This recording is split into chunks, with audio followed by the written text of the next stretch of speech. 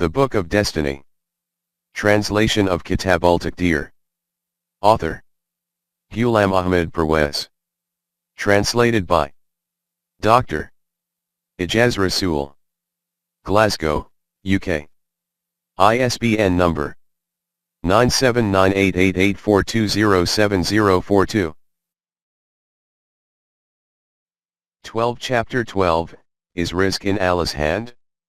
Now we are entering that stage of our journey in which the doctrine of Jabr produces the most destructive effects.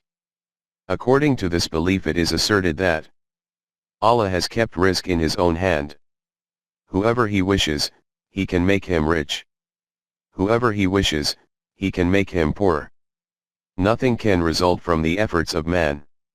Hence, there should be no envy on viewing the wealth of the rich, nor should this thought arise that we can obtain their wealth. Thinking like this is tantamount to a complaint against Allah. It is a challenge against his verdict. This is kafir, this is alhad, this is non-deen. Man should remain satisfied in whatever state he keeps him. Remaining content with the will of Allah is a sign of the servants of Allah. Contentment is an immense treasure. Being satisfied with one's condition has a greatly elevated rank. Allah likes poverty. This world is a corpse, and the one who desires it. The world is a dog. It is possible for a camel to pass through the eye of a needle, but it is impossible for the wealthy to enter the kingdom of the heavens. Anbiya, saints, those who are near to God, holy men of God, all were poor. They preferred poverty for themselves. Rasulullah is quoted to have said that poverty is a cause for pride for me. In another hadith it is narrated that Rasulullah stated that Islam initially arrived among the poor, and in the end, it will also prosper among the poor. When one of his disciples complained to Baba Farid Ganj Shukr about poverty, then one day he took him to a pond. There it was witnessed that those sheep who had quenched their thirst were lying down comfortably snoring, while the thirsty sheep were coming hurriedly to the water. He said to his disciple, "My son, have you noticed the difference between riches and poverty? The one who becomes satisfied turns his face away from God. The one who remains in need, runs hurriedly towards God." These kinds of tales and anecdotes are narrated to the populace in every congregation where sermons are given, and in every gathering with speakers. And the poor are relentlessly patted into a slumber so that their gazes never lift up in the direction of the skyscraping structures of the palaces of these affluent elites, which are raised up from the plaster made out of the bones of the poor and destitute, and the colorful embellishments of whose opulent abodes are owed to their blood itself. From this you can assess what era these kinds of beliefs are the products of, and the creation of what kinds of minds. And the irony is that like every batil ideology, verses of the Quran are presented in support of these beliefs as well. What a tragedy! In the words of Iqbal, in this same Quran there is now the teaching of abandonment of the world, which made the mu'min the possessor of success and prosperity. The style of their deeds today is dependent on Taqdeer. The Taqdeer of Allah was implicit in their intentions. That which was distasteful, gradually became acceptable itself. The conscience of nations transforms under slavery. Come, let us see that the Quran, which made the mu'min a front runner in success and accomplishment, what is its teaching in this regard? The meaning of rizq is the means of sustenance, that is, every one of those things on which human life is dependent. Apart from rizq, the words fadl and ma'ash have also appeared in the Quran for this. The nature of rizq is like that of guidance, which we have discussed in detail in the previous chapter, that is, Allah created man, and together with this declared that showing the right and wrong paths in the world clearly and distinctly from one another is our responsibility. For this purpose he sent down codes of guidance from his direction. But together with these also declared that differentiating between the two paths and placing them before you was our responsibility. Now it is up to your choice which path you wish to select for yourself. We will not interfere in this selection of yours. Whoever among you wishes to tread on the wrong path, he should adopt this path. Whoever wishes to tread on the right path, he can select it. 12.1 Allah has made the means of rizq available. Similarly, Allah has declared that since we have sent you into the world, then whatever means of sustenance your existence is dependent on, we have already made it available on the face of the earth. Life depends on heat, light, air, water, and food. All this was also created before your birth. This is what is meant when we say that we give rizq to you, but just as in order to obtain benefit from our guidance, you need to think and reason. In the same way, in order to benefit from the means of sustenance provided by us, you will need to make efforts yourself. For this, we have established certain rules and codes. The means of sustenance will become available to those people who work according to these. Those who do not do this will remain deprived of this. Together with the birth of a child, fountains of milk begin to gush from the breasts of the mother, but the mother who abandons her child and leaves him unattended, he dies screaming. From hunger, we do not put even one drop of milk into its mouth. Then the state of this arrangement of ours is such that initially the digestion of a child is weak and delicate. So there is a lower proportion of fat in the mother's milk and a greater amount of water, that is, the milk is thin. As the digestive system becomes stronger with the growth of the child, the mother's milk becomes proportionately denser. Until such a time that when the child starts teething, and his digestive system is able to digest and absorb other kinds of foods, then these fountains of milk dry up. Now the parents have to make an effort themselves for the nutrition of the child. This was an example of benefiting from the rizq provided by Allah at an individual level.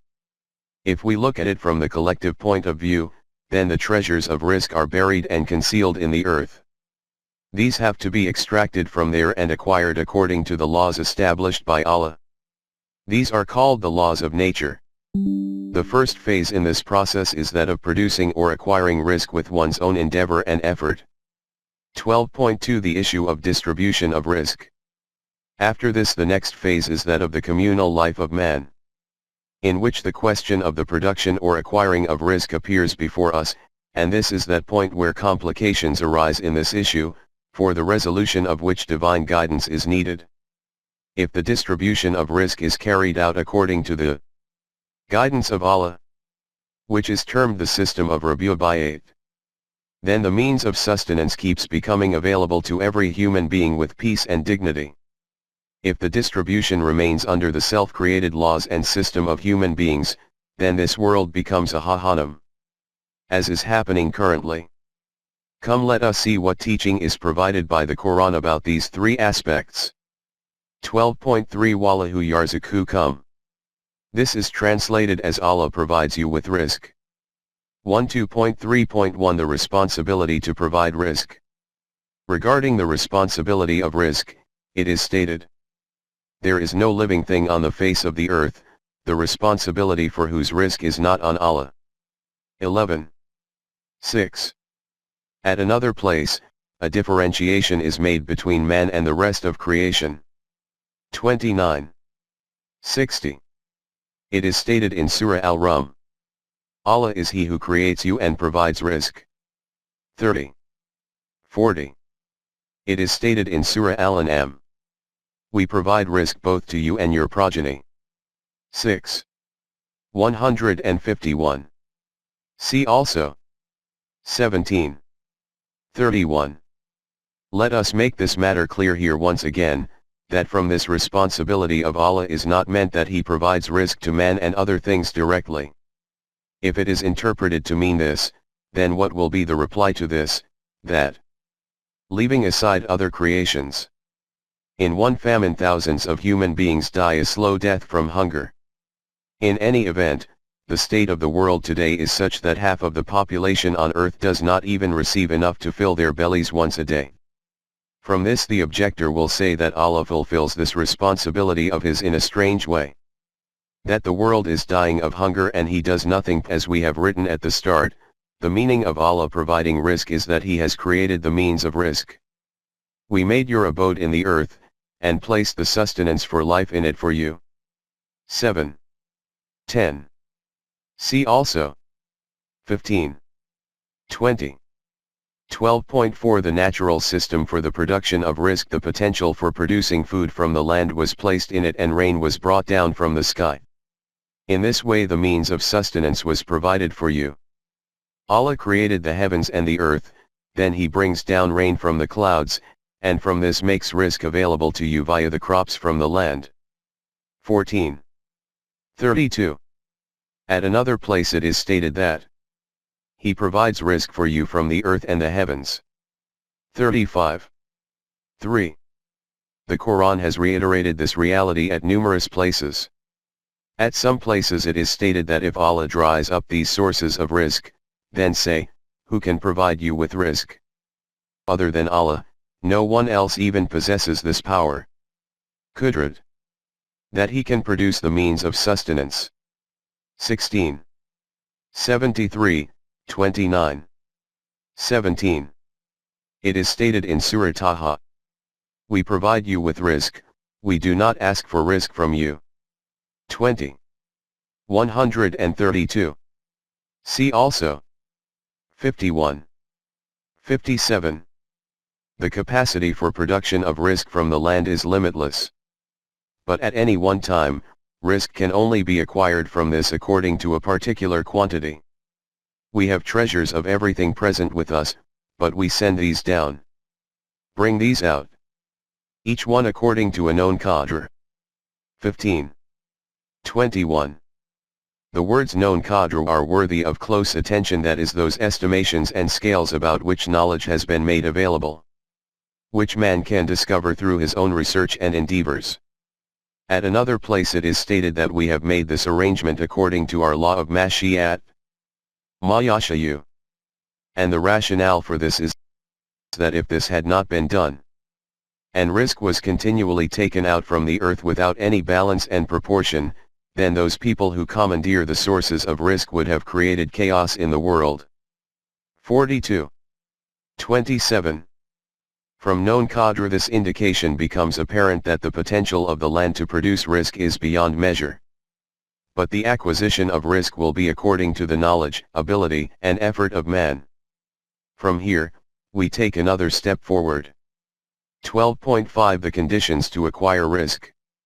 What the mutual connection is between human toil and effort, and the sources of sustenance bestowed by Allah and the obtaining of risk from them, is noted in Surah Al-Waqi'ah in a very attractive and comprehensive style.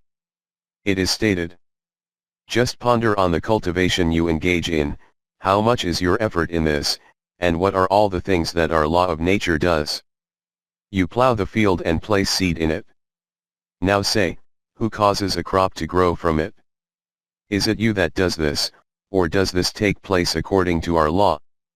Then after the emergence of the crop, who provides protection to it? It may happen that some disaster may occur due to which the ripened crop becomes destroyed. Destroyed in such a way that you sit with your head in your hands, and say to each other that we are totally ruined, completely destitute and doomed. Leaving aside obtaining grain from this field, our hard work and seeds have also gone to waste. Then reflect on this water on which not only your agriculture, but your own life also depends. Is it you that brings it down from the clouds as rain, or is it our law of Rabu'bayat that does this? These clouds become formed from the water of the oceans, which is so brackish that it can neither be used for drinking, nor for agriculture. Just reflect that if rainwater also remained briny like this, then what could you have done? It is astonishing why you do not reach the correct conclusion on such a clear and straightforward matter by thinking along these lines, and why you do not value and appreciate the system of Allah. In the same way, reflect on this fire which you kindle and make use of in so many ways. Say, is keeping the potential of heat in this manner within the branches of green trees your skill, or is it our laws that do this? It is we who have created all this. Your contribution in this is only your work. We have illustrated these facts so that you remember this overlooked reality that we have arranged this whole system in order to provide risk to those who are hungry. 56. 63-73. In the early days of human life, food consisted of the general produce from the land, or meat obtained from hunting. After this the era of industrialization began. But the basis of industrialization is also that raw material which is produced in the land or extracted from it. From this respect, too, the primary source of risk is declared to be the earth. 12.6 Wealth also became included in the meaning of risk. In the initial period of the communal life of man there was a barter system in place, according to which things of need used to be mutually exchanged. After this man invented coins, according to which risk, the necessities of life, began to be purchased in exchange for gold and silver. As a result, wealth and possessions became a route for the acquisition of risk. And it was from this very thing that all those complexities arose which, the greater the efforts to try and resolve them, the more complicated they keep on becoming. This is a separate topic. At this point in time we only wish to note that wealth and possessions also became included in the terminology of risk. And the acquisition of risk no longer remained confined to the cultivation of crops from the land. Rather it also came to mean the earning of wealth, so much so, that things have reached such a state that the concept of acquiring risk from the land has been pushed into the background, and the concept of earning assets and wealth has taken the foremost and highest status. Now the criterion for wealth and poverty is declared to be money, and it is this that has become the standard for fixing the recompense for work. Hence the meaning of the ability to acquire risk now means the ability and capacity to earn money. In this potential the intellect and reasoning, knowledge and experience, expertise in economic trickeries, and last of all the hard work of man are all included. In fact, more often than not, hard work has no role in it. Capital, and the devious schemes employed in its usage, are professed to be the prime means of earning wealth. A discussion will take place on this subject a bit further on. At this point it will suffice to understand that the primary meaning now of the acquisition of risk is that of earning wealth. 12.7 The demand and quest for risk. The Quran has stated that the fundamental condition for acquiring risk is the desire for it and its pursuit. In Quranic terminology it is called ibtighi fadl Allah, that is seeking the risk bestowed from the direction of Allah. He has stated that the alternation of day and night are among the divine signs, and they have been made bright and illuminating so that you can seek the fadl, risk, of your Rabb. 17:12. It should be made clear that ibtigha does not simply mean to seek. Intent, search, and acquisition are all included in this. In this desire and pursuit of risk, there is specific reference to boats, which in those times were an ideal means for transporting risk from one place to another. Even today their benefit is no less. You can see with what speed vessels float along on the oceans, so that you can seek the fadl, risk, of Allah. 16:14. The desire and quest for risk in this way is crucial for both Momin and Kafir. Thus among those characteristics which are mentioned about Rasulullah and his companions, it is also stated that they desire and seek the fadl, risk, of Allah. 48:29. This has also been reiterated in 73:20. In fact, at another place the Mu'mineen are commanded to do this. It is stated in Surah Al-Jumu'ah that when you become free from salat, then disperse in the land and seek the risk of Allah. 62:10. 12.8 There is no differentiation in this between Kafir and Momin. As a consequence of this desire and quest, risk will be obtained according to the laws of nature defined by Allah, and, as has been previously noted, there is no differentiation and distinction between a Momin and a Kafir in the laws of nature. Whichever individual plows his land and tends it according to the laws of agriculture, his crop will be better. Whether he is Har Nam Singh or Abdul Rahman, it will not be the case that if Har Nam Singh wishes and makes efforts, barriers will be placed in his path so that he cannot go beyond this, while the paths are left clear for Abdul Rahman. This will never happen. Just note with What transparency! The Quran explains this fact when it states that the individual who wishes to acquire worldly benefits, we provide him with worldly benefits according to our law of Mashiat, which we have made according to our choice and intent. After this it is stated that his abode in the hereafter will be in Jahannam. And the individual who desires worldly benefits and the benefits of the hereafter, and after accepting Iman in the truth of the laws of Allah undertakes full endeavors for them according to these laws, his endeavors bear full fruition. For the acquisition of the means of rizq, which we have made widely available as a bounty to humanity, we keep advancing everyone according to their efforts and endeavors, whether Momin or Kafir.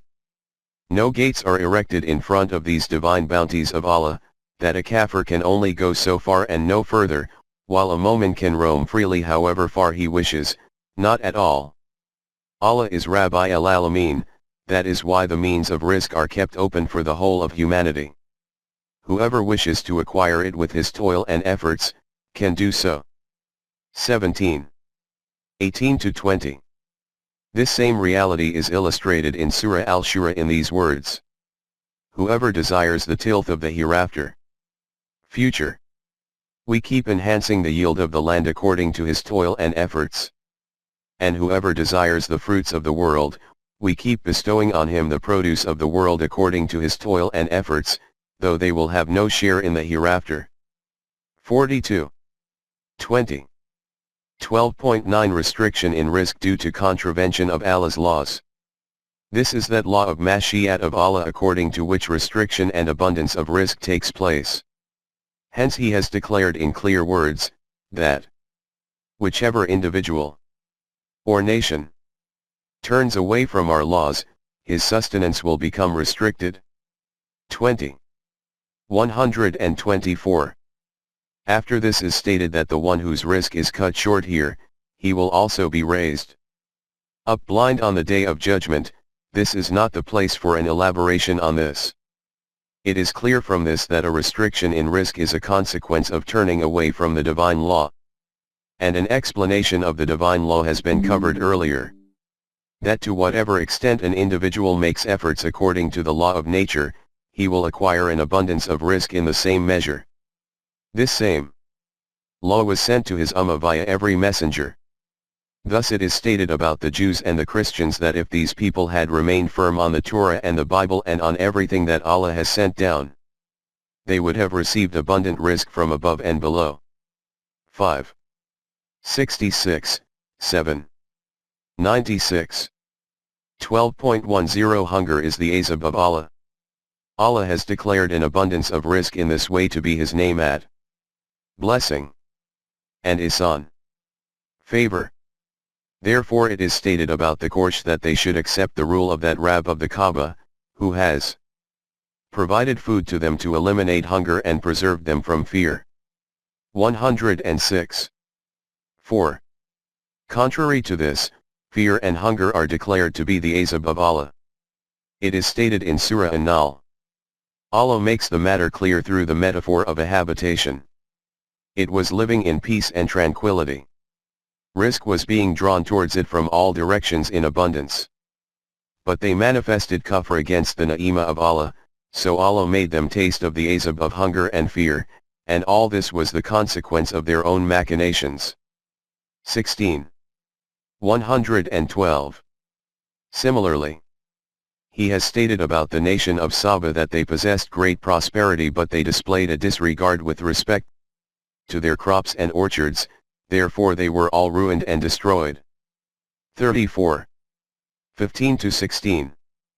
After these explanations the Quran has stated that the condition of people is such that when rizq becomes restricted on them, they level an accusation against Allah that he has ruined and humiliated us for no reason. The Quran states that inform them that Allah does not ruin and humiliate anyone for no reason. All this is the outcome of man's own evil deeds and batil system. You did not respect those who were abandoned in society, this is why you became humiliated and ruined. You never made arrangements for food for the destitute and used to continue to accumulate wealth and assets from every direction, so you became ruined. 89. 16-20. 12.11 Sustenance based on dignity. We have seen that zillatman and hunger are the azab of Allah. This is why the Quran has described one of the traits of Mu'mineen to be that they receive sustenance with dignity. Protection from every kind of danger and dignified sustenance is made available to them. 8. 74. And this is that rizq-e-kareem for which even the Anbiya used to supplicate to Allah. That is why after its construction, the builder of the Kaaba, Ibrahim, had entreated this in his very first supplication. O Allah of all the worlds! I have located my progeny in this desolate place so that they can take care of your house. Make such an arrangement so that the means of sustenance keep becoming attracted towards them, and they do not remain hungry. 14. 37. See also 2. 126, 28. 57. And this was the same Ma'idah from the heavens for which the messenger Isa had beseeched for his followers. 5. 114. We have seen that the law of Allah is that the acquisition of rizq is the outcome of the toil and efforts of man. But we witness that an individual works himself to the bone, but despite this remains impoverished and destitute, he and his children die from hunger. In contrast to this, another individual toils very little, and lives a life of luxury. What is the reason for this? For an answer, we now enter the next destination of our journey. 12.12 The system for the distribution of rizq. Economic system. 12.12.1 Wealth and poverty. Bring to mind once again the question which we have just raised, that is that we witness that the poor and laborer class toil with great industriousness. But despite this their needs of life are not met. Their condition is such that neither they nor their offspring obtain enough to fill their bellies, nor sufficient clothing to cover their bodies. They have neither a hut in which to shelter their heads, nor any funds to fall back on in a time of calamity. If they fall ill for a few days, then they do not possess any money for treatment. While at the same time, because they become incapacitated and unable to work, their income also comes to a stop, and if after this they die, then there is nothing in the house for the coffin and burial. And following their demise, their aged mother, poor wife, and small children have no one to take care of them, they become destitute. On the other side are such people who do not lift a finger all their lives, and even their dogs have those things to eat which are not available to the children of the poor. Why is this the case? The answer that Brahman has given to this why is that this is the fruit of their deeds in their previous lives. Those who did good deeds in that life live a life of luxury. Those who did bad deeds undergo hardships. And because all this takes place as a result of the command of Eshvar Paramatma, hence no one can change it. The sermon preacher declared that the rizq of everyone is written down by Allah. Poverty and riches are all the game of Taqdeer, which cannot be altered even if we try 1,000 times. Whatever is written by Kismat is immutable. 12.12.2 What the Quran said. And the Quran announced that this is neither the outcome of the deeds of a former life nor is it written by Kismat, this is all the handiwork of human beings. The matter is clear. A poor man purchases the items for a dowry for his daughter using his lifetime earnings. In fact, by taking out a loan. And on the way robbers seize everything from him, and he returns home weeping and wailing. A laborer, after a whole day's toil and effort, goes to the bazaar with a few rupees in his pocket, so that he can buy some flour and dal for his children. On the way, a pickpocket steals all his scarce rupees, and the unfortunate man returns home empty-handed. 12.12.3 A wrong economic system. We can see these kinds of thieves, robbers, and pickpockets. But if we advance a bit deeper into society, then the situation there is such that theft, robbery, and pickpocketing occurs on a far larger scale. But no one declares them to be either a thief or a robber, or a pickpocket or a pirate, rather they are considered to be the most respectable individuals of society. Who are these people? The landlord of a village becomes the owner of thousands of acres of land. The tenant farmers toil hard for the whole year, and he takes away the best part of the produce for his own house. Neither he nor anyone else has any concern that whatever is left behind with the hapless farmer, whether he and his family will even be able to subsist on it for a whole year. The owner of a factory, sitting at home, keeps accumulating millions of rupees, and those through whose efforts this money is acquired do not earn more than a few rupees each day. When it is put to him that this is an injustice to the labor class, he retorts with great haughtiness that this is not injustice, this is exactly what justice is, I pay them their fixed wages fully and on time. No one questions who has determined this wage from which they cannot even obtain 2 square meals, and according to what principle and law. When a laborer goes to the market with a few rupees so that he can buy flour and dal from there for his family, he asks the shopkeeper, "Oh brother, yesterday you sold me the dal for 2 rupees per kilo, why are you asking for 2.5 rupees today?" He replies that its rate has gone up today, if you want it then buy it, otherwise go elsewhere. And this matter is not understood by anyone how the rate goes up by itself, and if it does not go up by itself, then who increases and decreases it? These and other questions of this kind have just one answer, and that is that all this takes place according to that economic system which human beings themselves shape. There is neither the hand of Taqdeer in this, nor any link to the deeds of a previous life of human beings. Allah created rizq but did not keep its distribution in his own hand. The system of distribution of rizq is called the economic system.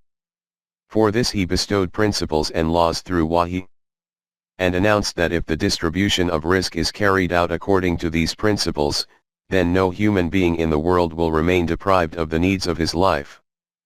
But if human beings carry out its distribution according to the system devised by themselves, then such imbalances will become created in the society due to which the human world will descend into a den of beasts.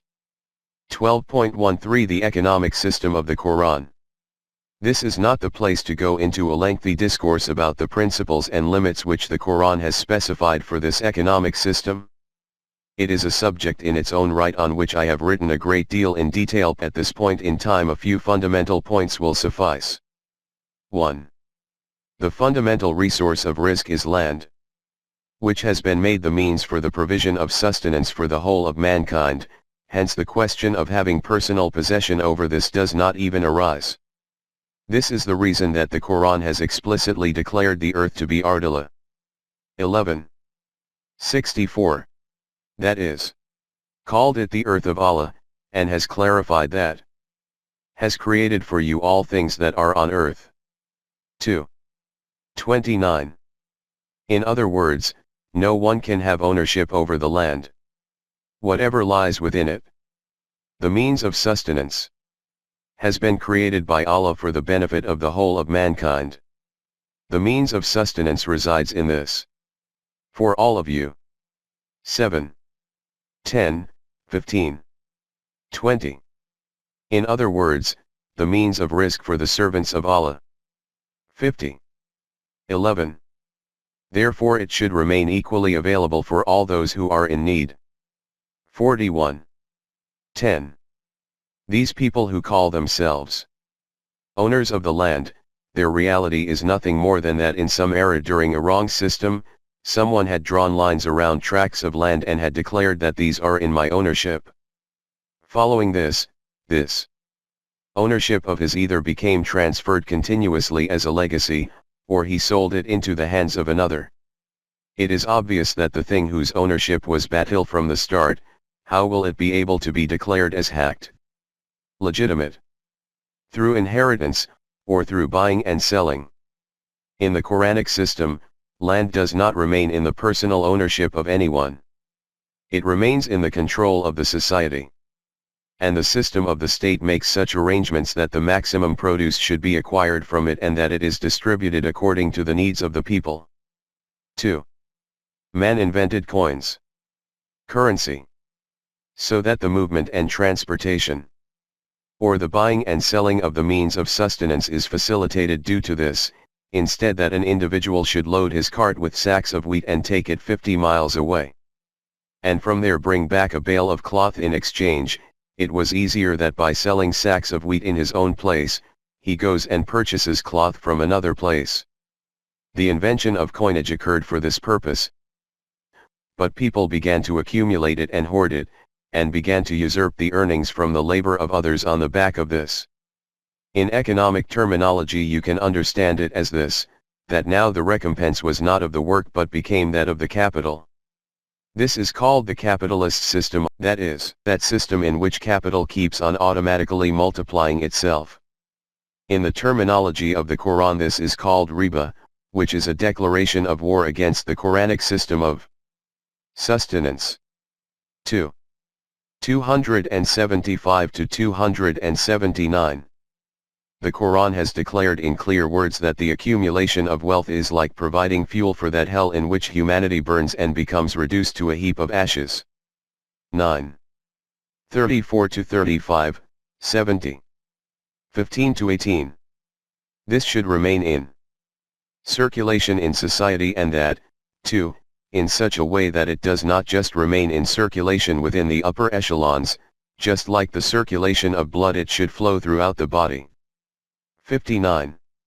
7.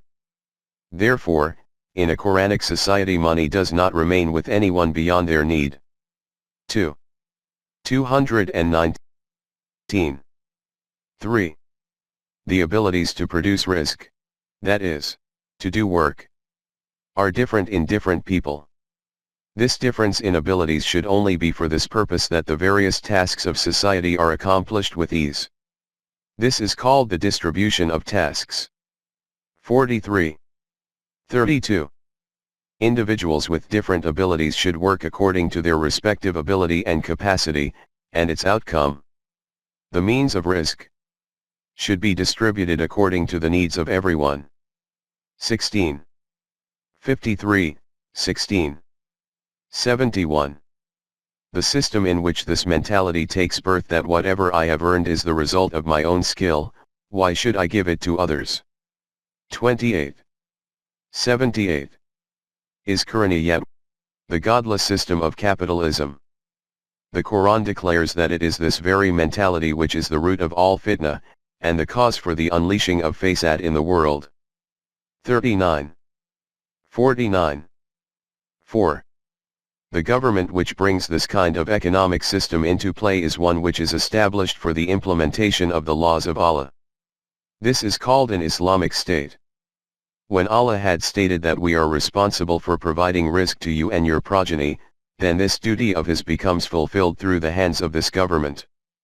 In this state no individual remains deprived of his needs of life, nor does anyone retain any wealth beyond their needs. 5. This government becomes established through the hands of those people who make this covenant with Allah, that we sell our wealth and life into the hand of Allah. And in return for this, Allah promises to bestow them with Jannat. 9. 111. In worldly life, this Jannat is shaped through the hands of the Islamic State, and the Jannat of the hereafter according to the law of Mashiat of Allah. This is that system in which no individual has to shed tears over his taqdeer, because in this no one's need remains unfulfilled. In this no one is dependent on anyone, nor is the subject of any other human being, hence in this everyone receives rizq-e kareem, that is sustenance with dignity. Rizq is obtained under a batil system too. But in this the condition of the upper oppressive class is such that the abundances of rizq obtained without any toil or effort makes them drunk with the intoxication of power. And in this way that society becomes destroyed. 28. 58. And in the underclass all those evils germinate which are a natural outcome of poverty and destitution. And because of which it is stated that the one whose sustenance becomes curtailed, he also remains blind on the day of judgment. 17. 72, 20. 124. In contrast to this, the rizq which is received by distribution in accordance with the laws of Allah is khairun wa abqa. 20. 131. That is, better and also pleasant, reliable and enduring. In this, individuals not only receive according to their efforts, but far greater than this, that is, sufficient to cater for their needs. In connection with this, it is stated that this society is established for this purpose, that Allah gives them recompense in a balanced way for their works, rather He bestows with His fadl more on them than their efforts. 24. 38. Thus Allah bestows so much on them that the worldly standards for fixing remuneration for work are left stunned. The criterion for defining this remuneration is totally different from their evaluations and calculations. This is that divine standard in view of which Allah has declared Himself to be the best of those who provide rizq. 23. 72, 62. 11. Rizq is also obtained in a non-Allah system, but the nature and form of the rizq which is obtained in the system of Allah is quite different. This question which now comes before us is, which nation achieves this kind of government, and how do they achieve it? For this, see the next chapter. 12.14 Availability of rizq without measure. The following reality appears before us from what has been detailed in the previous pages, that a. When Allah created man, together with this He also made the sources and means of rizq available. b. But rizq can only be acquired from these sources and means through toil and effort, that is, according to the laws of nature. c. The issue of distribution of the rizq which is acquired is very important. This can neither be resolved through the laws of nature, nor through human intellect and reasoning alone, for this the guidance of wahi is needed. d. The comprehensive term used by the Quran for both the laws of nature and the laws of wahi is the mashiat of Allah, that is, those laws which Allah has established through His will and intent, His wish and mashiat. e. In the matter of rizq, wherever man yasha appears in the Quran, if Allah is the operator it will mean that Allah brings about restriction and abundance of rizq according to His laws of mashiat. And where the operator is man, then it will mean that those people who obey the laws of mashiat will obtain rizq in abundance and with dignity. Those who contravene these laws will suffer in the humiliating punishment of poverty and deprivation. In relation to this, cast another eye on section 12.5 in which the conditions for obtaining rizq are documented. In light of these explanations, the meaning of man yasha will become clearly evident. 12.15 The correct meaning of man yasha. Describing a Quraniyat mentality, it is stated in Surah Al-Zumar that the condition of man is also strange. When trouble descends on him, he begins to beseech Allah, and when prosperity and an abundance of rizq become available, then he becomes arrogant and declares that I have achieved this as a result of my skill. Therefore how can anyone else have a share in it, whereas it is this very mentality which is the root of all conflicts and the fundamental cause for the creation of imbalances in human society. But the problem is that most people are not aware of this fact. This mentality is neither confined to one individual, nor to men of one era. The capitalists of every era have been repeating the same thing. But together with this, history will also provide evidence of this fact that the outcome of such a mentality is nothing other than ruin and destruction. The destructive outcome of their wrong path appears before them, and this law of ours, that the outcome of a wrong economic mentality and system is destruction, was neither applicable to any particular era, nor confined to a particular nation. O Rasool! Among your own nation too, which is being addressed, those people who adopt this kind of path of injustice and subjugation and exploitation and appropriation, their end will also be the same. These people will never be able to defeat our law of requital. 39. 51. Up till now we have seen that the Quran has declared that these kinds of destructions appear as a result of the deeds of human beings themselves. After this it is stated that do these people not know that Allah bestows rizq in abundance, according to His law of mashiat, and gives it in full measure, according to His law of mashiat. There are signs in this for each one of those nations which has conviction in the truth of the laws of Allah to reach reality. 39. 52. According to prevalent translations this verse will be translated as this: Do these people not know that Allah enlarges risk for whoever He wishes, and constricts the sustenance of whoever He wishes? In other words, it has been continuing to be noted from before that we have an immutable law according to which risk is made abundant or narrowed down. Even now the same will take place according to this very law. To declare after this that we do not have any law or procedure with us, that we restrict the sustenance of whoever we wish and we give abundant risk to whoever we wish, will not only be illogical but will be mutually contradictory and opposing. And when the situation is such that there is no procedure or law in place for the abundance and restriction of risk, it depends on the wish of Allah, that is, He bestows abundant risk on whoever He wishes, and He narrows down the sustenance of whoever He wishes, then it also becomes meaningless after this to proclaim that there are signs for Mu'mineen to reach the reality in this matter. This will only be proclaimed in that situation where the aim is to inform us that all this takes place according to principles and procedures. And the historical accounts of past nations provide evidence of this. Hence, the meaning of this verse will be that this is our law for the abundance and restriction of risk. Whichever nation adopts a path according to this law, it will acquire abundant risk. Whichever one goes against it, its risk will be narrowed down. This can be summarized as, according to this law, whichever individual wishes to obtain abundant risk, he will acquire plentiful risk. The one who wants barely enough sustenance, he will receive sustenance accordingly.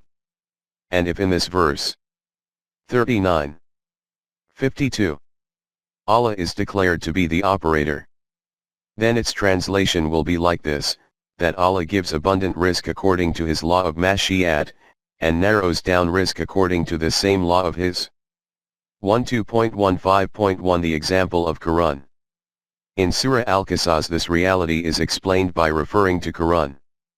And it is stated that after seeing the end of Quran, those people who used to view him with envious gazes during his period of prosperity, spontaneously uttered, undoubtedly the abundance and restriction of risk takes place not according to man's own views, but takes place according to the law of Mashi'at of Allah. 28:82.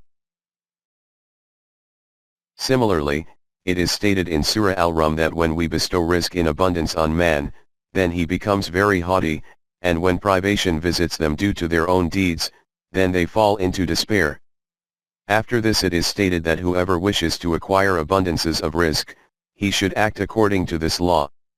Whoever wishes to remain in privation, he should go against it. From this the meaning of liman yasha'u becomes very clear. Hardships due to sparseness of risk are the outcome of the handiwork of men themselves, due to their wrong system. 36-37. It is stated in Surah Ar-Ra'd that those people who sever the agreed covenant with Allah, and instead of viewing and turning mankind into one brotherhood, divide it into classes, their end is destruction. After that it is stated that the abundance and restriction of risk takes place according to the law of Mashi'at of Allah. 13:26. According to this law, any individual or nation can acquire risk of whatever kind and whatever scale they wish. In Surah Bani Israel, after giving details of a balanced character in society, it is stated that the matter is clear-cut: whatever kind of society you establish, the abundance and restriction of risk will be according to that. 17:30. There will be an abundance of risk in the society in which there is good behavior and pleasant interactions with your close associates and the wider population. Whereas economic imbalances will be created in the society in which the situation is such that every man is fending for himself. 12.16 What is meant by Anfaq? The basis of economics in the society which is shaped according to Quranic values is on Anfaq. This term of the Quran is very profound. Its root is NFQ. In olden times money was kept in a sack or a small money bag. It is obvious that though the upper part of the sack or money bag was open so that coins can be put into it, the lower part was closed so that money does not fall out from it. In contrast to this, That tube whose both ends are open was called an ayufkan, that is, in which money is continually inserted at one end and it keeps coming out from the other end. From this the meaning of anfaq will become understood, that is such an economic system in which risk does not remain closed off at one place but remains open for the requirements of the needy. And kept open also for the sake of Allah. Fabi lillah. That is, without thought of any recompense, keeping the outcome of one's own work available for meeting the needs of others. Hence, it is stated in Surah Al-Baqarah. They ask you, how much wealth should we keep available for others? Say to them, all that which is beyond your own needs. 219. This is that system about which it is stated that its simile is like that of a fertile field in which hundreds of grains are produced from one seed. See in what a joyful style the blessings of anfaq fi sabilillah are described in verses 261 to 267 of Surah Al-Baqarah. At other places it is termed as giving a loan to Allah, which is paid back multiplied many times. 245. In this connection, it is stated in Surah Saba. Say to them that the abundance and restriction of risk takes place according to the law of Mashi'at of Allah. And that law is that the greater the extent to which you keep risk open, the more it will be returned manifold. Remember, Allah is the best amongst those who provide risk. 34. 39. 12.17 Risk beyond measure. It has already been noted that there are two forms of abundance and restriction of risk. The first is to produce and acquire risk according to the physical laws of Allah, the laws of nature, using knowledge and intellect, toil and effort. And the second is to distribute risk according to the permanent values defined by Allah, that is to shape the economic system of society in accordance with the divine laws. From this risk beyond measure is acquired. We have explained what the correct meaning is of beyond measure. It does not mean that there is no procedure and law defined for this either from Allah. The decision about every matter is according to procedure and law. It means that if the acquisition and distribution of risk is as per the laws of Allah, then the abundance of risk is so bounteous that it is beyond your estimation, it is far greater than your calculations and expectations. We have experienced this among us also. 12.17.1 Our own experience. Agriculture was continuing among us according to ancient methods, as a result of which from 1 acre of land 25 mons of wheat would be produced at the most. We adopted modern methods of agriculture, acquired machines for farming, imported maxi-pack seeds, applied artificial fertilizer prepared through the scientific method, and managed irrigation through procedure and law, the outcome being that from this same land, 150 mons of wheat was produced per acre, from which at one time no more than 20 to 25 mons of wheat used to be produced. It exceeded all the estimations and calculations of the farmers. In fact, even our agricultural experts. But after this, the capitalist economic system began its subterfuges. The rate of wheat started to fall in the markets and the prices of other consumable products rose. The sale and purchase of wheat stagnated, and grain began to be smuggled out of the country illegally through back doors, the consequence being that, instead of prosperity in the country, poverty and deprivation increased even more than before. The way in which we had produced wheat in so much abundance by conforming to the laws of nature, if its management had also been according to the permanent values of Allah, then streams of milk and honey would have started to flow in the land. Then we would indeed have acquired risk beyond measure.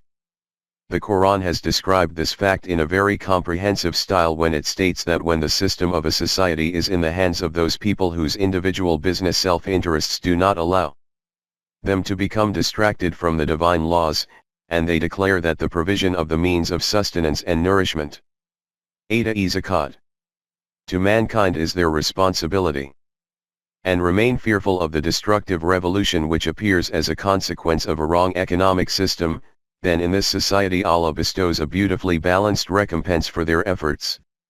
Their fields produce hundreds and hundreds of mons of grain per acre, And due to the correct distribution of risk, there is an even further increase in it. 24. 38. In this way Allah makes risk so abundant that it is beyond your imagination and expectation, and this profusion of risk and prosperity can be acquired by each one of those nations who wishes to acquire it. Man Yasha. 12.18 Momineen of the initial era. The economic condition of the Jamaat-e-Momineen was not good in the initial era of Islam. As a result, their opponents, the leaders of the Quraysh, used to ridicule them that their condition is such that they have neither any bread to eat nor any clothes to wear, whereas the dreams they are dreaming are those of the throne of Qasr and Kasra. It was declared that they do not know that this nation has stood up to work according to the laws of Mashi'at of Allah. In the initial days of this program they have to face immense troubles and difficulties, hunger, deprivation, loss of life and possessions, destruction of crops and fields, all this has to be borne. 2. 155. But ultimately Allah bestows risk without measure on those people who work according to His laws of Mashi'at. 2. 212. And so that same deprived and helpless nation received risk without measure in such a way that not only the Quraysh of Makkah, even all the mathematicians in the world were left astounded and bewildered, and remain astounded and bewildered to this day. This was that very nation that, when it achieved these abundances of risk, the words spontaneously arose on their lips that, O Allah! There is no doubt in this that whoever remains in harmony with your law of Mashi'at, you bestow risk without measure on him. 3. 27. We think that with these explanations the meaning of Man Yashayu and Man Tashayu will have become clearly evident before us. However, we would like to finally present two further verses due to which the mirror will become even clearer. In Surah Al-Shura it is firstly stated that the auspicious blessings of Allah are countless. He bestows risk according to His law of Mashi'at in this way that the individual who desires the benefits of the future, we give an increase in his harvest accordingly, and the individual who merely desires worldly benefits according to the physical laws, we also give him his recompense for his work. 42. 19-20. But since he does not follow the permanent values in the distribution of risk, hence he has no share in the prosperities of the future. Note that manuradu is stated here, that is, the individual who desires it like this, we do it like that for him. 42. 20. Yarzuqhu man yashayu, whatever one wishes, he obtains risk accordingly. 42. 19. And finally is that verse of Surah Yasin in which it is stated that when these kuffar are informed to keep the risk bestowed by Allah freely available for the general rabi'at of mankind, they say to the Jamaat-e-Momineen, what a strange thing to say. Allah has kept the abundance and restriction of risk in His own control, He can give plentiful risk to whoever He wishes, He can keep poor and deprived whoever He wishes. These poor and destitute ones are deprived because Allah does not wish to provide them with plentiful risk. So when you tell us to provide them with food, then this will be against the wish and mashi'at of Allah. If He does not wish to keep them hungry, then He should provide them with risk Himself. In response to this it was instructed to inform them that how greatly misguided you are that you take yarzuqhu man yashayu to mean this. 36. 47. Allah neither gives an abundance of risk to anyone for no reason, nor kills anyone with hunger. Risk is acquired according to His law of mashi'at, both in abundance as well as a restriction. Whatever kind of risk one desires, he should work accordingly and establish a corresponding system. 12.19 Allah has bestowed fadl in risk on some over others. 16. 71. Before we take a step towards the next stage from here, it is essential to examine those two verses from which the prevalent ideology of Qismat or Taqdeer in the matter of risk becomes strengthened due to not having their correct meaning before us. One of those verses is 16. 71. Whose first part has been noted above. The conclusion drawn from this is that when we observe that some people have superiority in risk over other people, then this is the decree of Allah. This is bestowed by Him, hence riches and poverty are in the hand of Allah. In the matter of risk, the issue of superiority over one another applies to nations as well as individuals. That is, we observe that some nations in the world are very prosperous, and compared to them other nations are very backward. Likewise, there is a substantial difference in the abilities and capacities to earn risk among different individuals. If this difference is simply a creation by Allah, then, according to the proponents of the doctrine of Jabr, why is it wrong to assume that Allah has kept risk in His own hand, and that man has no choice in this? 12.19.1 The correct meaning of Fadallah. In this connection it is essential to first of all understand the correct meaning of Allahu Fadallah. As has already been discussed, in order to understand the Quranic meanings correctly it is extremely important to bear in mind the context in which they are written. For example, when it states that Allah does this in the domain of calc, then from this is not meant that He does this devoid of any procedure and law. Its meaning is that Allah does this according to His law of Mashi'at. For example, we have seen in the previous chapter that Allah has declared that He put seals on their hearts. And after that the Quran informs us that the wrong deeds of human beings themselves, by becoming rust, become imprinted on their hearts, as a result of which their potential to think and understand becomes suspended. Many other similar examples have appeared before us. This is the same situation as Allah has bestowed Fadl one over another. 12.19.2 This is the outcome of man's own effort and action. The superiority of risk over one another is not because of Kismat or Taqdeer, it is the outcome of the efforts and deeds of human beings themselves. In this regard we have documented a number of verses from the Quran in the previous pages. It is important to reiterate a few among these. For example, see verses 17 to 21 of Surah Bani Israel, in which it is stated that the individual who desires the immediate benefits of the world and strives for these, we give him immediate benefits. The one who, together with these, also wishes to acquire the prosperities of the hereafter, and strives for this, he achieves the bounties of both this life and the hereafter. We keep advancing both of them according to their efforts and deeds. We have not placed any barriers on the path, so that one group is prevented while the other group is allowed to go forward. And after that it is stated, see how Kayfa we give superiority, Fadl, to one group over another group. 17. 21. The emphasis here is on how. Kayfa, that is, though there is differentiation in risk between different groups, you should try to analyze how did this difference arise. Details of this have been given in the first verse, that is, this occurred because of the efforts and deeds of these groups. Allah did not do it like this, that one group is stopped, and the other is allowed to advance freely. Have you noted how that same verse, from whose wrong meaning the doctrine of Kismat and Taqdeer is invented, is refuting this belief? 12.19.3 The meaning of Nano Kazamane. Now let us look at the second verse in this regard.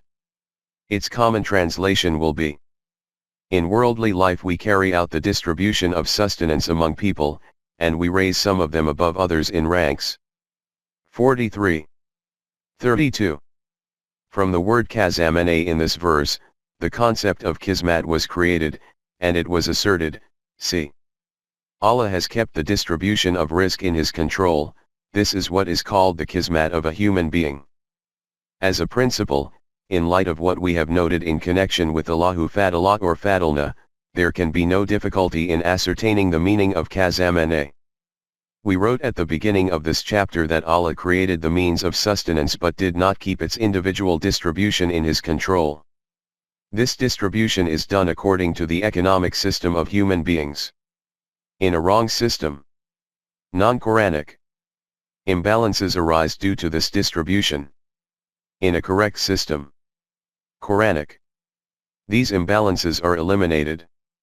From that which is stated here after Kazamane, that we have raised some of them in ranks above others, the principle itself of the distribution of risk becomes clear.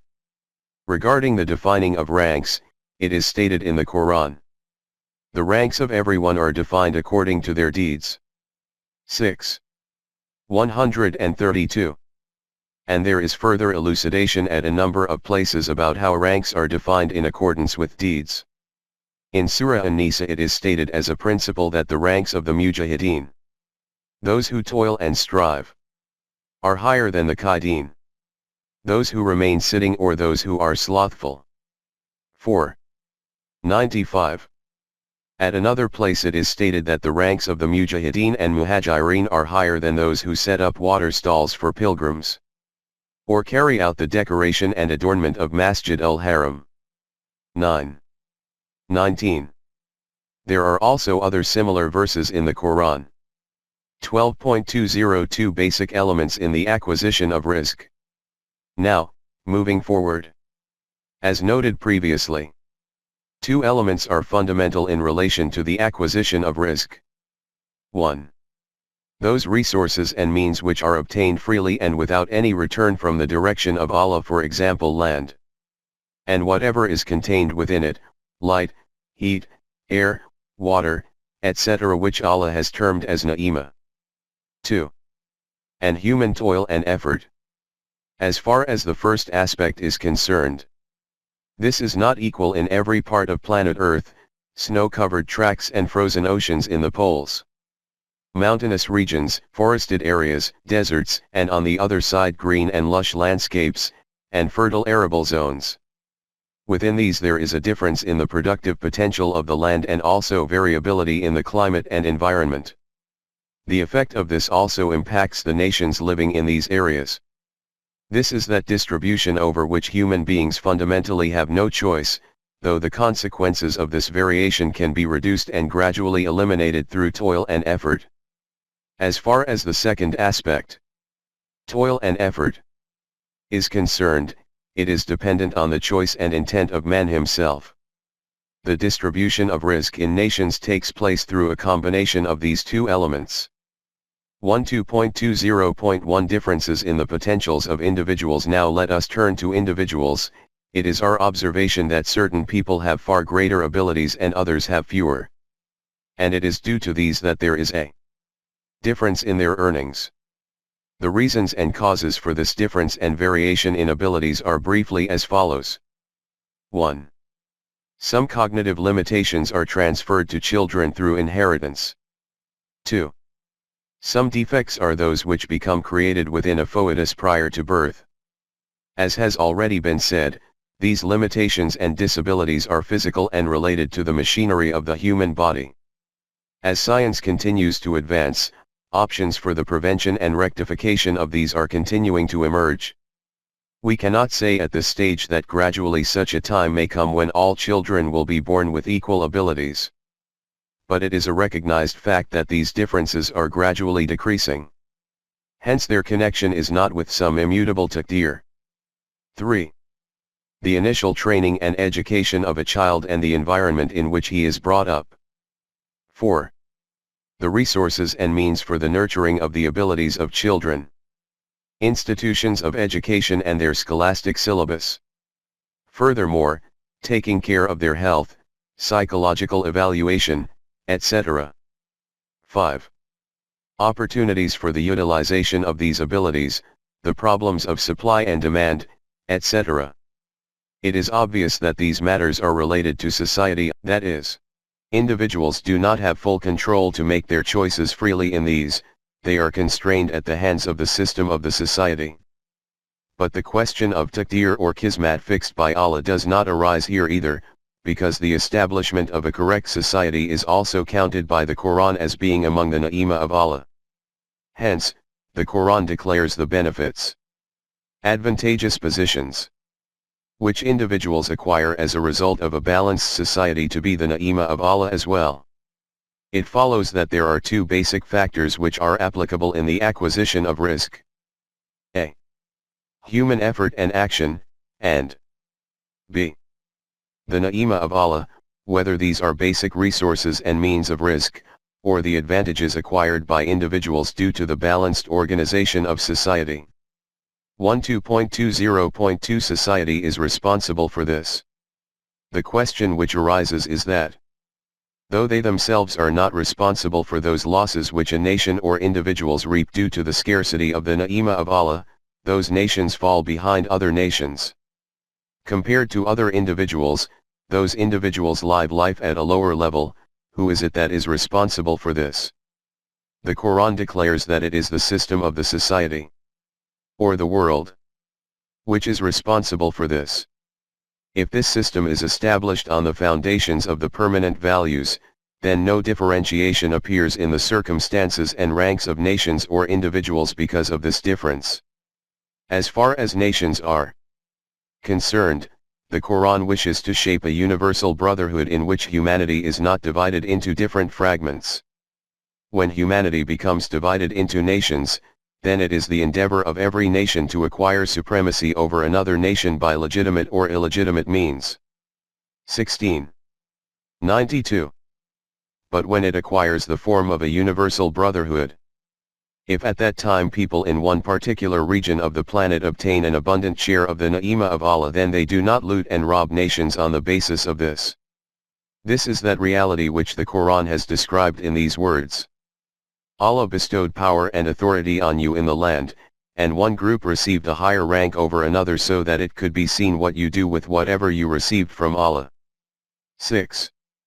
165. Within a correct system, this is utilized for the universal benefit of mankind, because the permanent value is stability and endurance are only for that entity which is a cause for the good of universal mankind, not for any specific group, class, or nation. 13. 17. Now remains the issue of those people who possess different abilities. In this connection, the Quran has provided teaching of such principles according to which there is no kind of effect on individuals due to these differences. The first difference in the variation of abilities is economic. The Quran has stated regarding this that this difference will only be for the distribution of work. There will be various kinds of tasks in society for which different abilities will be required. The domain of this difference should remain confined to this, it should not exceed this, so that work can be obtained from one another. 43. 32. As far as economic disparity is concerned, the Quran has presented such a system for the eradication of this, that as human vision ponders on it, the soul becomes amazed. And this system is presented in that same verse which is noted in the heading of this topic. The translation of the complete verse is generally as follows. Allah has bestowed His gifts of sustenance more freely on some of you than on others. Those more favored are not going to share their possessions with those whom their right hands possess lower than them, so as to be equal in that respect. Will they then deny the ni'mah of Allah? 16. 71. The meaning of this verse is that it is a fact that there is a difference among people in the abilities to earn rizq, but people possessing an immoral mentality take a wrongful advantage from this disparity. According to the corrupt system of the society, those who earn more due to their superior abilities become owners of this by declaring it as their personal possession, and do not return it to those working under them, whose earnings are insufficient to meet their needs. They say that by doing this we will all become equals. The Quran declares, ask them how many of those elements are included in this excess earning of theirs which are neither purchased by them, nor are created by their own selves. Among them are the fundamental resources and means which are bestowed by Allah, while the causes for the superiority in abilities are a provision of society. Then the cooperation of their subordinates holds a very significant position in this. When the reality is this, that the causes for this excess earning are mostly those which they have obtained as ni'mah of Allah, that is, which are not the outcome of their own personal toil and effort, then their saying that we are the sole owners of this excess earning is a denial of this fact that the greater part of this excess earning is owed to the ni'mah of Allah. They should know that those things which you receive as ni'mah of Allah, those are not your own, they are received from the direction of Allah, hence you cannot be the master of their fruits either. 16. 53. They should be utilized according to the commands of Allah alone. This is the right of those people whose earnings are not enough to meet their needs, and those in whose wealth is a recognized right. Hacked. For the needy who asks, and for the one who is prevented for some reason from asking. 70. 24 to 25. In this verse 70. 24. The word hacked is worthy of profound attention, that is that they do not receive it as a charity, they receive it as a right and can demand it. This is the very reason that in a Quranic system of society, this principle will be in operation, that every individual should work according to his abilities and potentials, and the system of the state should be responsible for fulfilling their needs. Have you observed how in a correct Quranic society, the variation in abilities does not impact the condition of individuals in any way? 12.21 The criterion for eminence. As far as the question of respect in society is concerned, according to the Quran, wealth is not at all a criterion for human respect and dignity. According to the permanent values bestowed by the Quran. 1. Every human child, merely due to being human, is deserving of equal respect and dignity. 17. 70. 2. The defining of ranks within society is based on the deeds of every individual, on eminence of character and conduct. 6. 133. 3. The one who is most worthy of honor and eminence is he who obeys the laws of Allah the most. 49. 13. Therefore, when there is no effect on their circumstances and conditions as a result of the differences in the abilities of individuals, then this question as to why this difference exists does not even arise. This question arises in a wrong society in which this difference influences not only the whole life of individuals, but every aspect even after the end of life. In such a society, people are deprived of the resources and means due to which these potentials are developed right from the start. And then they are condemned by being told that they simply have no ability, they are rejected at every step. And with this goal in mind, that their gaze should not turn towards this direction, that these people who are condemning us in this way are themselves responsible for the lack in our abilities. They are fed these sermons that this difference is from Allah.